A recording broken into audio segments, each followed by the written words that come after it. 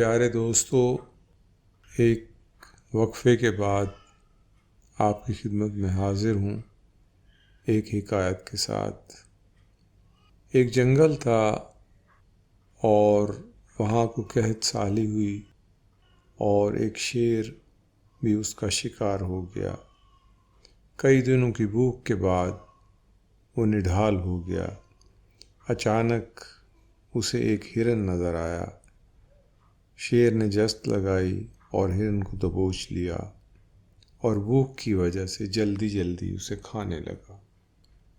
اس جلدی پن کی وجہ سے اس کے حلق میں ایک ہڈی دائیں بائیں سمت میں پھنس گئی۔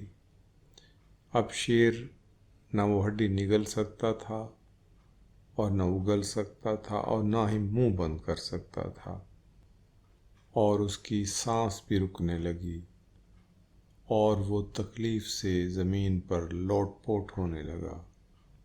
یہ سب منظر دور ندی کے کنارے ایک بگلا دیکھ رہا تھا۔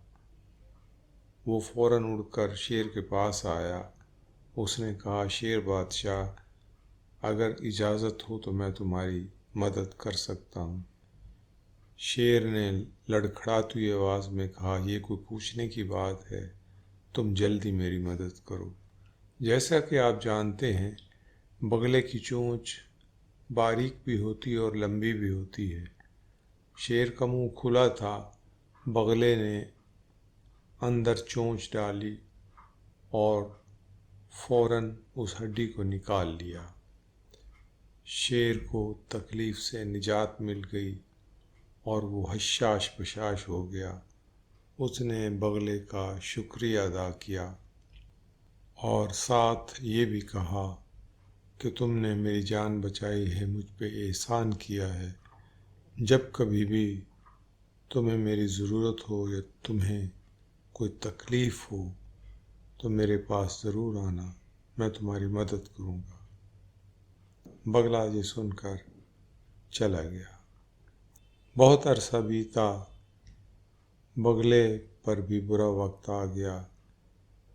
پھر قحط سالی ہوئی، دریاؤں کا پانی سوکھ گیا، کھانے کو کچھ نہیں تھا۔ اسے یاد آیا کہ میں شیر کے پاس جاؤں اور اس سے کچھ مدد لوں۔ ویسے شیر نے وعدہ بھی کیا ہوا تھا۔ وہ بمشکل اڑتا ہوا شیر کے کچھار میں آیا اور شیر کو مخاطب کر کے کہا، آپ نے مجھے پہچانا؟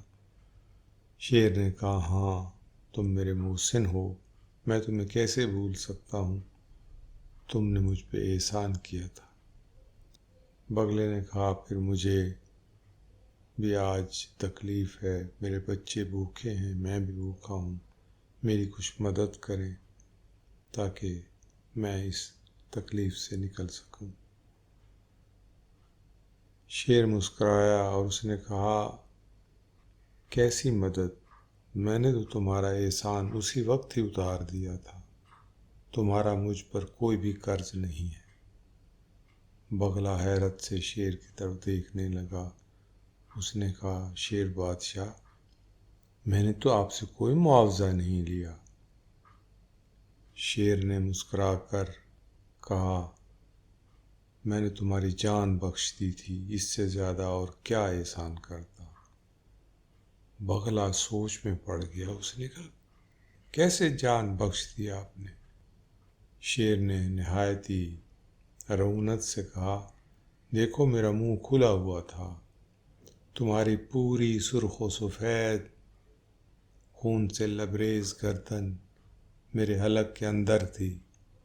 چاہے میں تکلیف میں بھی تھا، ایک دفعہ تو میرا دل چاہا کہ میں تمہیں دبوچ کے کھا لوں، کیونکہ میں شیر ہوں، میرے منہ میں جو چیز آئے میں اسے کھائے بنا رہ نہیں سکتا۔ میں نے اپنے اوپر ضبط کیا اور تیری گردن نہیں دبوچی اور تیری جان بخش دی۔ بھائی، اس سے بڑا تو کیا احسان چاہتا ہے؟